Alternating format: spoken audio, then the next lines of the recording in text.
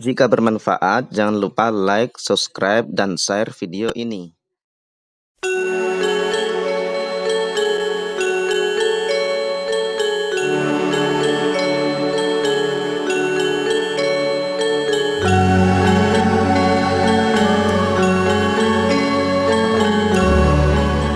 Nah, kemudian di era selanjutnya, yaitu era keemasan, ya. Ini era kodifikasi.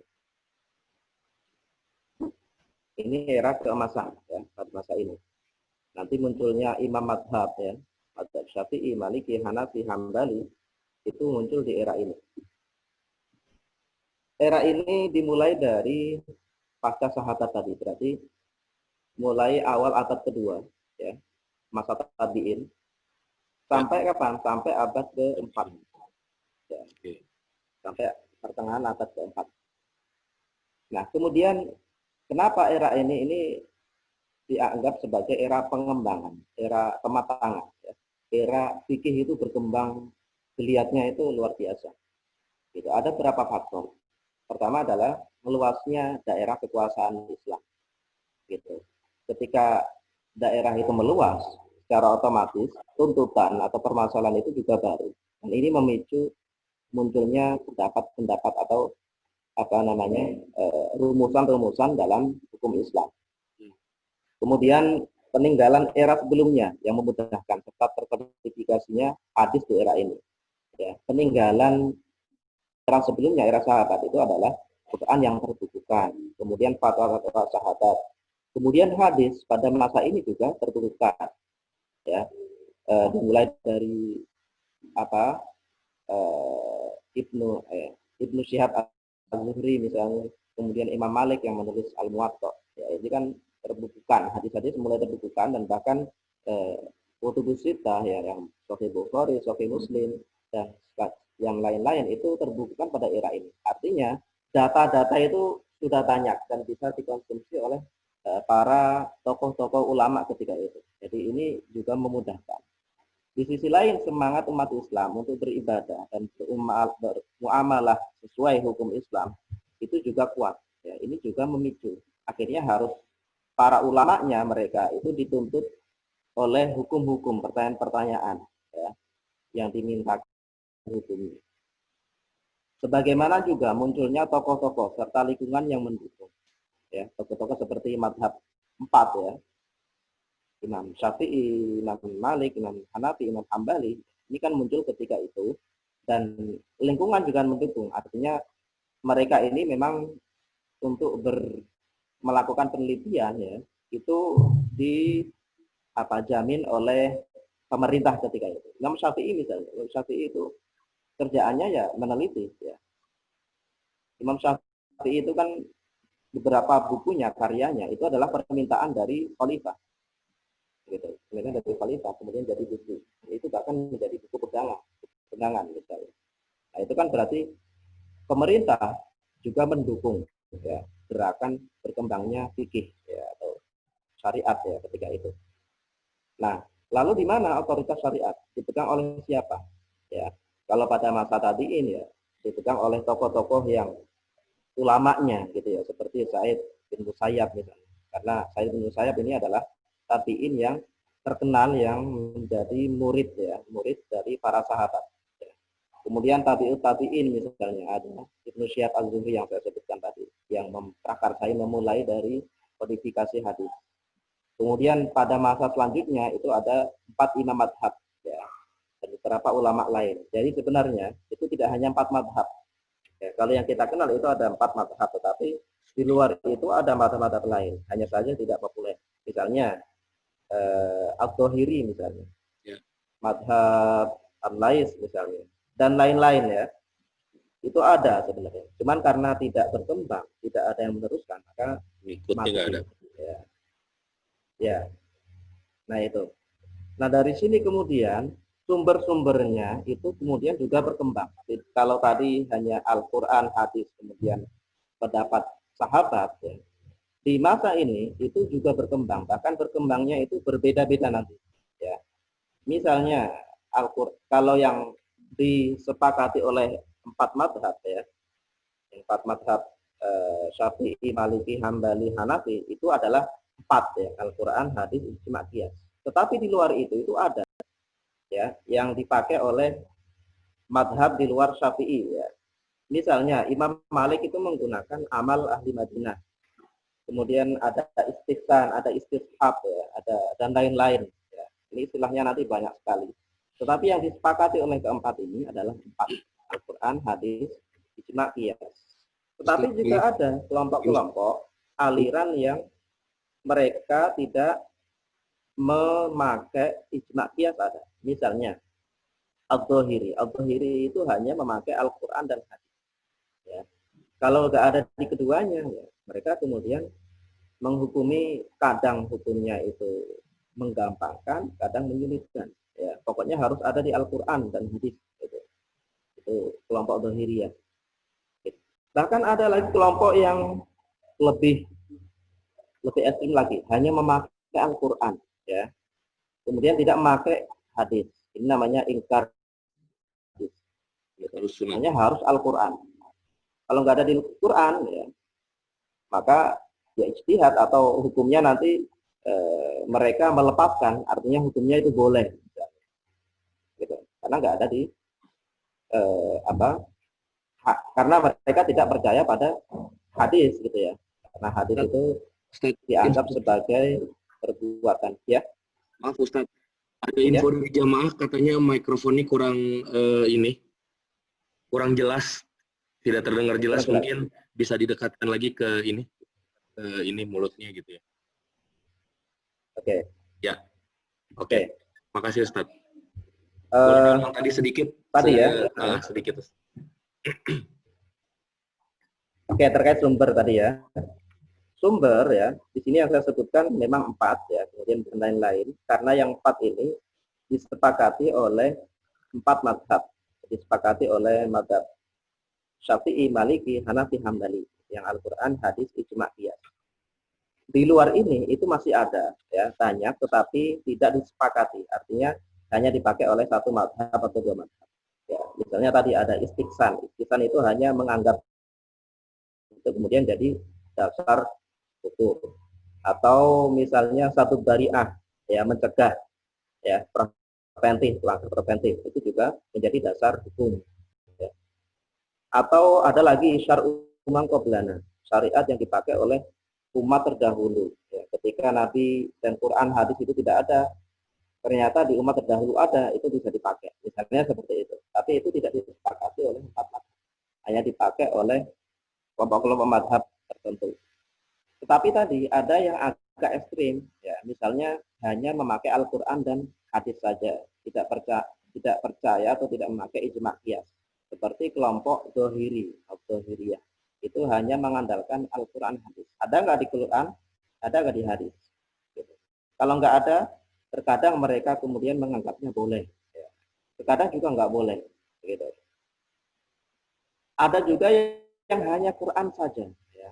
Quran saja, tidak memakai hadis karena tidak percaya pada hadis. Itu juga ada kelompok-kelompok seperti ini. Ini kelompok ingkar sunnah, ingkar hadis. Gitu. Nah, itu ya. Itu kempalan-kempalan atau madhab-madhab yang muncul di era ini. Hanya saja, kemudian yang berkembang, yang terkenal itu 4. Ya, kenapa 4? Karena yang ada muridnya, kemudian ilmunya itu terbukukan, ya, itu adalah 4 ini, gitu. Adalah 4 ini. Yang lain itu ya ada tetapi sangat minoritas ya, sangat sedikit atau bahkan mati. Kayak Dhahiriyah misalnya, itu bisa jadi sekarang itu sudah nggak ada. Kalaupun ada itu sangat sedikit. Tapi kalau 4 ini karena ada yang menulis bukunya, ada murid-muridnya yang mengembangkan, yang berijtihad terus menerus, maka kemudian sampai hari ini itu tetap eksis. Gitu. Nah, dari era ini lalu apa kebaruan yang muncul? Ya, kebaruan yang muncul adalah misalnya mereka terlihat sangat memperhatikan Al-Quran. Gitu. Memperhatikan di sini dalam segi penghafalan. Karena pada era ini juga kemudian muncul para imam qurra as-sab'ah, ya. Para imam-imam qiraat. Ya, itu itu pada era ini. Kemudian mereka juga mengembangkan pembukuan Al-Quran. Ya. Kalau pada masa Utsman itu pembukuan hanya dibuka saja. Pada masa ini kemudian ada pengembang. Ya. Pengembangannya apa? Memberikan titik pada ayat Al-Quran, memberikan harokat pada ayat Al-Quran baris. Ya. Karena pada masa sahabat itu baru dibuka saja, tapi tidak ada titiknya, tidak ada harokatnya. Itu artinya sangat berkembang pesat pada era ini.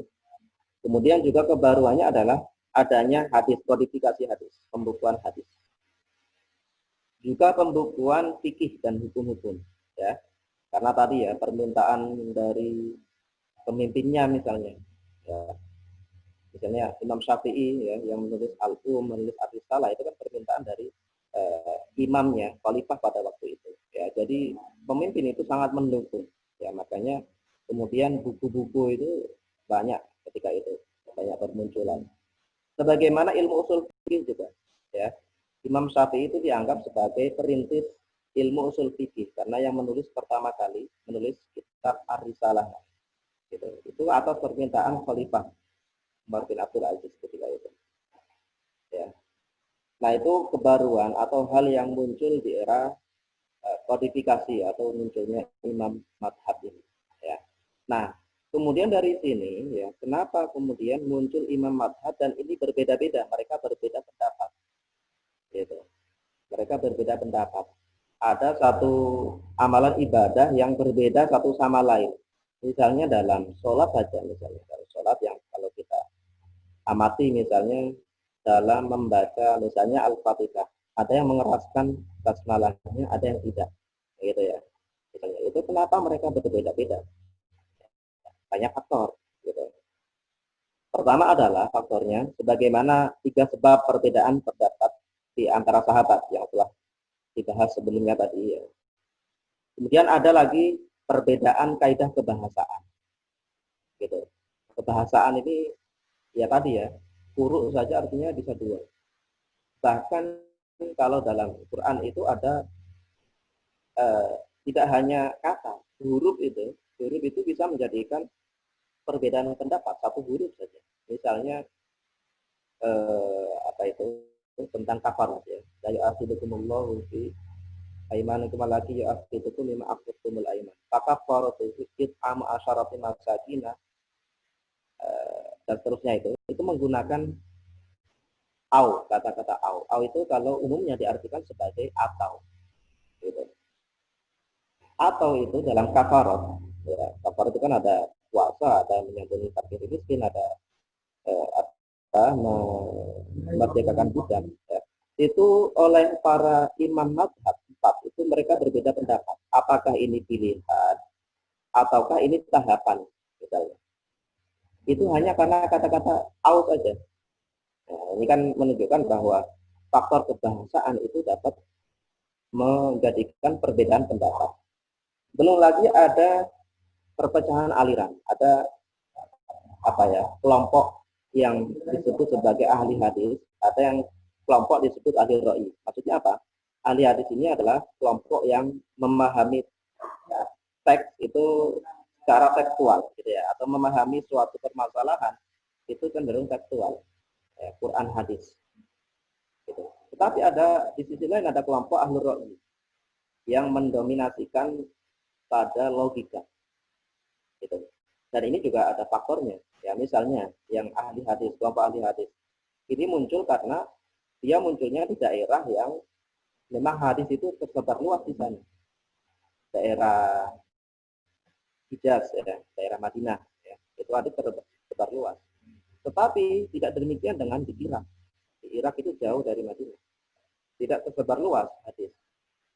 Gitu. Di sisi lain ada kelompok-kelompok di Irak itu, kelompok-kelompok yang memalsukan hadis. Ya. Nah, dari sini maka ulama-ulama di Irak itu mereka sangat selektif. Ya. Karena sangat selektif maka mereka mendominasikan logika. Misalnya Imam Abu Hanifah ya. Abu Hanifah itu terkenal dengan ahli ra'inya. Ya, logikanya gitu. Bukan berarti Imam Abu Hanifah itu tidak memakai hadis. Ada hadis, tetapi ya tadi kondisinya sedikit, kemudian keadaannya ya, adanya para pemalsu hadis. Makanya beliau sangat selektif ya, karena selektif maka kemudian lebih banyak melakukan rasio ya, atau tidak. Tapi beda halnya dengan Imam Maliki misalnya. Imam Maliki itu di Madinah, beliau pengarang kitab, banyak koleksi hadisnya, dan hadis-hadis ya banyak berseliweran di daerah sana. Sebagaimana juga Imam Hambali juga sama. Ya. Berbeda halnya dengan Imam Syafi'i. Imam Syafi'i ini beliau berpindah dari Irak, ya, dari Irak yang notabene-nya tadi, ya, daerah wilayah Ra'i. Beliau ke Mesir, kemudian ke Mekah, Madinah juga. Ya. Dari sini kemudian itu membentuk Imam Syafi'i yang memadukan dua, ya, Ra'i dan hadisnya. Ya tekstual ya kontekstual gitu. Ya tekstual ya logika. Gitu. Nah ini yang faktor-faktor yang menjadikan mereka berbeda pendapat. Di sisi lain adalah perbedaan sumber syariat. Ya. Mereka mendasarkan sumber syariatnya juga berbeda. Usul fikihnya itu berbeda. Gitu. Misalnya kalau nama adab syari'i yang 4 tadi, ya, Quran, hadis, ijma, qiyas. Tetapi nanti ada Imam Maliki misalnya tadi, amalu ahli Madinah. Gitu. Amalu ahli Madinah ini adalah perbuatan para penduduk Madinah. Saya sebutkan salah satu contoh. Puasa 6 hari Syawal, ya, 6 hari Syawal. Itu kalau dalam madzhab Syafi'i yang kita anut di Indonesia kebanyakan, itu apa? Hukumnya adalah sunnah. Kenapa? Karena ada hadisnya, ya. Karena ada hadisnya. Tetapi oleh madzhab Maliki, Imam Maliki, itu tidak dianggap sunnah. Ya, tidak dianggap sunnah. Kenapa? Karena kata Imam Malik, di Madinah itu tidak dilakukan oleh penduduk Madinah, tidak banyak dilakukan oleh penduduk Madinah. Gitu. Artinya tidak menjadi tradisi, tidak menjadi living, gitu ya, living hadis ya, di Madinah. Karena tidak menjadi living, tidak menjadi tradisi, maka tidak dapat dijadikan sebagai hukum ya, tidak disunahkan oleh Imam Malik. Bukan berarti Imam Malik tidak tahu hadisnya, Imam Malik juga tahu ada hadisnya. Ya. Bahkan di dalam kitabnya itu juga disebutkan, tapi karena tidak ditutup dengan amal penduduk Madinah, ya, perbuatan penduduk Madinah, maka tidak disunahkan oleh Imam Malik. Gitu. Nah itu perbedaan sumber syariat contohnya. Nah ini berkaitan dengan beberapa hal, misalnya otentisitas sunnah ya dalam menganggap keotentikan hadis ya, nah atau hadis. Misalnya kalau Imam Syafi'i tadi ya itu asal hadisnya adalah sahih ya, maka meskipun hanya satu orang yang mengabarkan itu dianggap sebagai dasar hukum, bisa dipakai sebagai sumber hukum. Tetapi berbeda dengan Imam Hanafi. Imam Hanafi itu ini mengharuskan hadis itu harus diriwayatkan lebih dari satu, paling enggak 3 ya, 2 atau 3, jangan satu orang saja gitu. Jadi hadis yang dari Nabi ya itu bisa dijadikan sebagai sumber hukum. Kalau dalam madzhab Hanafi itu paling enggak harus ada 2 sahabat atau 3 sahabat yang membawanya atau disebut sebagai hadis masyhur gitu. Itu pun juga harus yang sahih. Kalau tidak ya nggak bisa. Nah, ini kenapa demikian? Kenapa berbeda? Ya tadi ya kembali lagi ke keadaan. Karena Imam Hanafi itu ada di Irak yang notabene-nya adalah banyak pemalsu hadis. Gitu. Karena nanti ada asumsi lain misalnya hadis yang hanya dibawa oleh satu orang. Ya. Misalnya hadis innamal a'malu binniyat misalnya. Itu kan dianggap dibawa oleh hanya satu rawi dari kalangan sahabat misalnya. Nah itu diasumsikan ya oleh kelompok yang mengharuskan 3 atau bahkan kelompok lain nanti orientalis gitu ya. Orientalis itu ada yang menganggap hadis yang hanya dibawa oleh satu sahabat saja ini meragukan karena bisa jadi ini karangan sahabat. Ada asumsi seperti itu. Gitu. Meskipun nanti dibantah ya, dibantah. Kenapa dibantah demikian? Sahabat itu semuanya adalah adil. Mereka tidak mungkin berbohong atas nama Nabi. Ya, satu sisi. Di sisi lain, Nabi itu dalam hadis itu kata Nabi, sahabat itu diperintahkan untuk menyebarkan hadis, ya, menyebarkan hadis. Menyebarkan hadis di sini kata Nabi, falyuballigh asyahid al-ghaib, sampaikanlah yang hadir itu sampaikan kepada yang tidak hadir. Dan di situ tidak menggunakan harus 2-3 orang, tetapi 1 orang, bahkan menggunakan kata asyahid, artinya 1 orang yang hadir itu sampaikan ke yang lain. Itu di satu sisi. Di sisi lain, ada hadis-hadis yang tidak mungkin diketahui oleh banyak orang. Gitu. Kalau kita berprinsip harus masyhur, ya tadi bagaimana dengan hadis-hadis yang berkaitan dengan urusan rumah tangga Nabi, misalnya urusan dengan Aisyah misalnya. Nah, itu kan yang tahu hanya Aisyah. Urusan panjang misalnya, itu kan Aisyah saja, nggak mungkin orang lain tahu. Kalau mengharuskan banyak orang, ya nanti susah kita. Gitu. Nah itu. Di sisi lain, kadar nilai fatwa sahabat. Sahabat fatwanya itu apakah bisa menjadi sumber hukum atau tidak? Ya, ada madhab yang menjadikannya sumber hukum. Ada madhab yang tidak. Ya, ada yang memilah. Misalnya, ya, dalam madhab Syafi'i itu, kalau dia dianggap sebagai hadis yang ucapan sahabat, tapi yang bernilai marfu misalnya, maka dia bisa dipakai. Ya, dia dianggap seperti hadis. Marfu itu artinya itu terjadi pada masa Nabi, meskipun Nabi tidak mengucapkan. Atau juga begini, nanti ada yang memilahnya dari sisi isi, ya. Kalau dia berkaitan dengan ijtihad, ya, ijtihad fikih misalnya, itu dapat diterima. Tetapi kalau begini, kalau itu berkaitan dengan masalah akidah, ya, masalah akidah, maka dia dapat diterima. Kenapa? Karena para sahabat itu tidak mungkin tahu kecuali dari Nabi, ya. Ketika mereka mengucapkan itu, ya dari Nabi berarti, ya, karena mereka tidak akan tahu. Tapi kalau dalam hal selain akidah, artinya dalam hal fikih, ya itu bisa diterima, bisa tidak, tergantung apakah mendukung atau tidak dengan Quran dan hadis misalnya, atau bertentangan dengan pendapat sahabat yang lain atau tidak, misalnya seperti itu. Itu kadar nilai fatwa sahabat. Kemudian dalam hal qiyas, ada kelompok yang menolak qiyas, ada yang menerima. Misalnya Al-Dhahiriyah tadi itu tidak menerima qiyas. Kenapa demikian? Karena qiyas itu dianggap sebagai produk akal, gitu ya. Mengkiaskan, menganalogikan, gitu. Itu tentu tidak diterima. Ya.